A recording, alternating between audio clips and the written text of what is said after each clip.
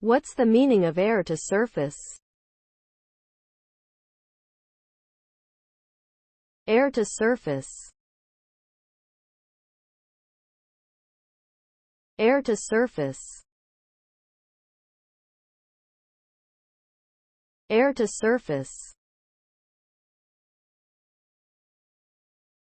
Air to surface. Air to surface. Air to surface refers to military operations in which aircraft are used to deliver weapons or other payloads onto targets located on the ground.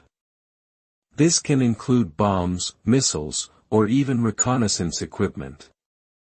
The goal of such operations is to neutralize or destroy specific targets, such as enemy installations or infrastructure. The use of air-to-surface weaponry allows for a quick and efficient way to attack targets from the air, without risking troops on the ground. However, it can also lead to collateral damage and civilian casualties if not executed carefully and accurately.